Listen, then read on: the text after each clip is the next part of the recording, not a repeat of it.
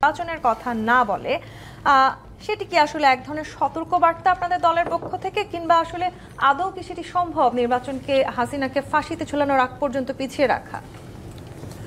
ধন্যবাদ। আপনার মাধ্যমে আমি দর্শকদের ধন্যবাদ জানাতে চাই। প্রথমত, আমরা রাজনৈতিক দল হিসেবে আত্মপ্রকাশ করেছি আজ 4 দিন হলো।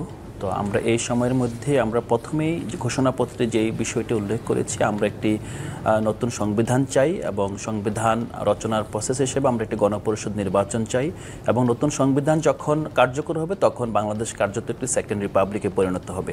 পাশাপাশি আমাদের আরও কিছু দাবি দেওয়া আছে, কিন্তু এর মধ্যে আমাদের, আপনারা জানেন যে গণঅভ্যুত্থানের পর জাতীয় নাগরিক কমিটি যখন প্রথম সংগঠিত হলো, বিশেষ করে যারা নাগরিক ছিল তাদেরকে ঐক্যবদ্ধ করার ক্ষেত্রে আমাদের প্রথম যে দাবি ছিল সেটা হলো যে আপনার জুলাই গণহত্যার বিচার এবং যেই প্রতিষ্ঠানগুলো ভেঙে পড়েছে এগুলো সংস্কার নিশ্চিত করা। আমরা 7 মাস পরেও এসে দেখছি যে এই বিচার প্রক্রিয়াটা এখন পর্যন্ত ত্বরান্বিত হয়নি। তো সেটা একটা সামগ্রিকভাবে হতাশা সৃষ্টি করছে। একই সাথে আমরা নির্বাচনের দিন ঘনিয়ে আসছে। আমরা জানি যে ইতিমধ্যে প্রধান উপদেষ্টা মহোদয় উনি এই বছরের ডিসেম্বর কিংবা পরের বছরের মার্চ কিংবা সর্বোচ্চ জুলাই পর্যন্ত সময় বেঁধে দিয়েছে। তো এই সময়ের ভিতরে আমরা দেখেছি এখন পর্যন্ত বিচার ব্যবস্থাকে এখন যেভাবে আছে সেভাবে রেখে নির্বাচনে যাবো, এটা একটা খুব ত্বরান্বিত করতে গিয়ে যাতে ন্যায় বিচার থেকে বঞ্চিত, মানে ন্যায় বিচার প্রতিষ্ঠিত না হয় সেই বিষয়ে যাতে আমরা সচেতন। একই সাথে আমরা এটাও চাই যে একটা যৌক্তিক সময়ের ভিতরে বিচার হতেই হবে। আর বিচারের সাথে একটা বড় বিষয় হলো যে নির্বাচনে আওয়ামী লীগ দল হিসেবে অংশগ্রহণ করবে কি করবে না, এটা কিন্তু নির্ভর করছে আসলে আওয়ামী লীগের এখানে গণহত্যার দায় তাদের কতটুকু বিচার হবে, তাদের যে নেতা কর্মীরা, তাদের যে এখানে অ্যালাইড ফোর্সগুলো ছিল তারা এই গণহত্যা অংশ নিয়েছে, এটার সাথে কিন্তু নির্বাচনে একটা যোগসূত্র আছে। মূলত সেই জায়গাটা চিন্তা করে যদি আমরা জিনিসটা দেখি তাহলে আমরা দেখব যে এই বিচারের সাথে নির্বাচন এবং নির্বাচনে আওয়ামী লীগ অংশগ্রহণ করবে কিনা সেটা খুব ওতপ্রোতভাবে যুক্ত আছে। এবং আমরা অবশ্যই চাই যে বিচার যেরকম যে এটা কার্যকরভাবে প্রসেস শুরু হয়, কিন্তু বিচারটা কিন্তু এমন না যে আজকে শুরু হবে 1 মাস 2 মাসের মধ্যে শেষ করে দেওয়া যাবে। বিচারটা চলমান প্রসেস এবং এটা প্রশ্ন আসলে যদি ডিসেম্বর নাগাদ নির্বাচন হয় সেক্ষেত্রে আসলে এত দ্রুত সময়ের মধ্যে এই বিচার আমরা দেখতে পাবো কিনা? আপনি বলছিলেন দ্রুততার সাথেই আসলে এই বিচার করা প্রয়োজন, কিন্তু জাস্টিস হারিড জাস্টিস বারিড বলেও তো আসলে একটি কথা আছে, সেই সম্ভাবনাও থেকে যাবে কিনা সেক্ষেত্রে? না, সেক্ষেত্রে আমরা মনে করি যে নির্বাচন এবং যত প্রাতিষ্ঠানিক সংস্কার এবং বাংলাদেশের রাজনীতি আবর্তিত হয় এবং আমরা বিচারটা এমন একটা জায়গায় রাখতে চাই যে এই বিচারের নাম করে যাতে ভবিষ্যতে বাংলাদেশে আবার বিভাজন তৈরি না হয়। যারা অপরাধী তাদেরকে মানে যথাযথ প্রক্রিয়ার মধ্য দিয়ে বিচারের আওতায় নিয়ে আসা, আর যারা নিরপরাধ তারা যাতে সমাজে শান্তিপূর্ণভাবে সবার সাথে মিলেমিশে বসবাস করতে পারে সেটা কিন্তু নিশ্চিত করতে হবে একটা যথাযথ বিচারের কথা যাতে না বলে, যে কথা সার্জিস আলম বলেছেন। বিএনপি আসলে কতখানি বুঝতে পারছে সেই সতর্কতা? আপনাকে ধন্যবাদ।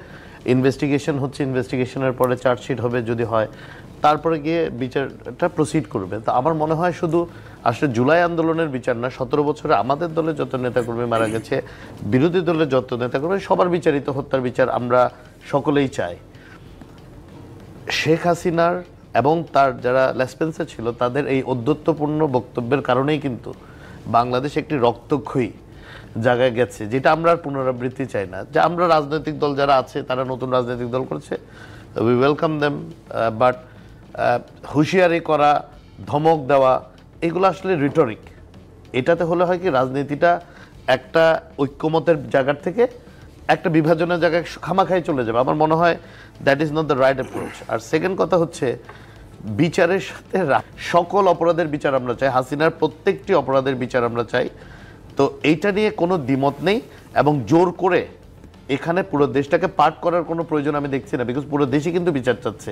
আমি যেমন চাচ্ছি নিশ্চয়ই আপনিও চাচ্ছেন। বারবার জাতীয় নাগরিক পার্টি যতদিন আসলে ফাঁসির মঞ্চে শেখ হাসিনাকে দেখা না হবে এটা আবেগ থেকে কথা, এটা নিয়ে আমি কোনো রেজাউল ইসলাম ভুইয়া আপনার কাছে আসতে চাই। যে কথা আজকে বলেছেন সার্জিস আলম, হাসিনার ফাঁসির আগে নির্বাচন নিয়ে কোনো কথা বলার সুযোগ নেই, তার মানে আসলে কি নির্বাচন পিছিয়ে যাওয়ারও এক ধরনের আমরা দেখতে পাচ্ছি কিনা সম্ভাবনা সামনে? ধন্যবাদ আপনাকে, ধন্যবাদ দুই বিজ্ঞ সহালোচক, তাদের খুব মূল্যবান বক্তব্য শুনলাম, সুন্দর কথা বলেছেন।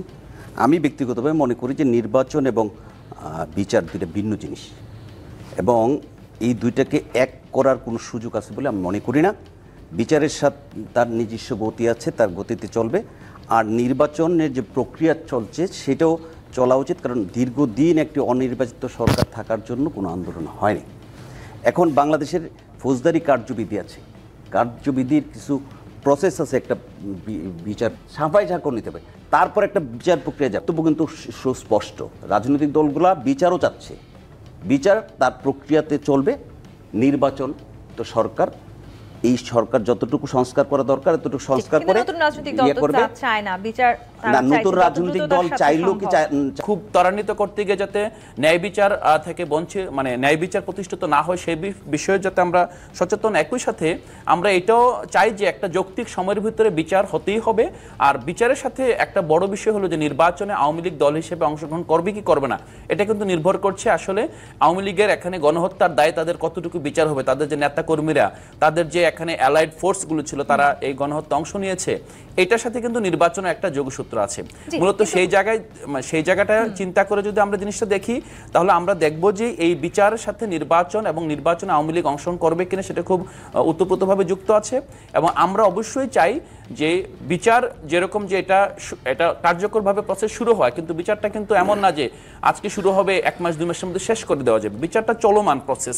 এবং এটা প্রশ্ন আসলে যদি ডিসেম্বর নাগাদ নির্বাচন হয় সেক্ষেত্রে আসলে এত দ্রুত সময়ের মধ্যে এই বিচার আমরা দেখতে পাবো কিনা? আপনি বলছিলেন দ্রুততার সাথেই আসলে এই বিচার করার প্রয়োজন, কিন্তু জাস্টিস হারিড জাস্টিস বারিড বলেও তো আসলে একটি কথা আছে, সেই সম্ভাবনাও থেকে যাবে কিনা সেক্ষেত্রে? না, সেক্ষেত্রে আমরা মনে করি যে নির্বাচন এবং যত প্রাতিষ্ঠানিক সংস্কার এবং বাংলাদেশের রাজনীতি আবর্তিত হয়, এবং আমরা বিচারটা এমন একটা জায়গায় রাখতে চাই যে এই বিচারের নাম করে যাতে ভবিষ্যতে বাংলাদেশে আবার বিভাজন তৈরি না হয়। যারা অপরাধী তাদেরকে মানে যথাযথ প্রক্রিয়ার মধ্য দিয়ে বিচারের আওতায় নিয়ে আসা, আর যারা নিরপরাধ তারা যাতে সমাজে শান্তিপূর্ণভাবে সবার সাথে মিলেমিশে বসবাস করতে পারে সেটা কিন্তু নিশ্চিত করতে হবে একটা যথাযথ বিচারের কথা যাতে না বলে, যে কথা সার্জিস আলম বলেছেন। বিএনপি আসলে কতখানি বুঝতে পারছে সেই সতর্কতা? আপনাকে ধন্যবাদ। ইনভেস্টিগেশন হচ্ছে, ইনভেস্টিগেশনের পরে চার্জশিট হবে, যদি হয় তারপরে গিয়ে বিচারটা প্রসিড করবে। তো আমার মনে হয় শুধু আসলে জুলাই আন্দোলনের বিচার না, 17 বছরে আমাদের দলে যত নেতাকর্মী মারা গেছে, বিরোধী দলের যত নেতাকর্মী, সবার বিচারিত হত্যার বিচার আমরা সকলেই চাই।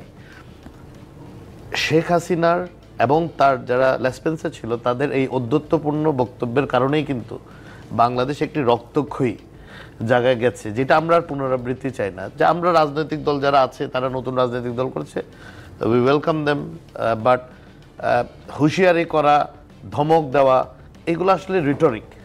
এটাতে হলে হয় কি, রাজনীতিটা একটা ঐক্যমতের জায়গার থেকে একটা বিভাজনের জায়গায় খামাখাই চলে যাবে। আমার মনে হয় that is not the right approach. আর সেকেন্ড কথা হচ্ছে, বিচারের সাথে সকল অপরাধের বিচার আমরা চাই, হাসিনার প্রত্যেকটি অপরাধের বিচার আমরা চাই।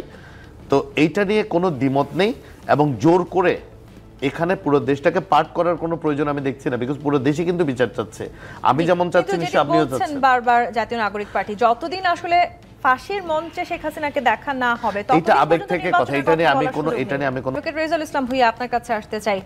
যে কথা আজকে বলেছেন সার্জিস আলম, হাসিনার ফাঁসির আগে নির্বাচন নিয়ে কোনো কথা বলার সুযোগ নেই, তার মানে আসলে কি নির্বাচন পিছিয়ে যাওয়ারও এক ধরনের আমরা দেখতে পাচ্ছি কিনা সম্ভাবনা সামনে?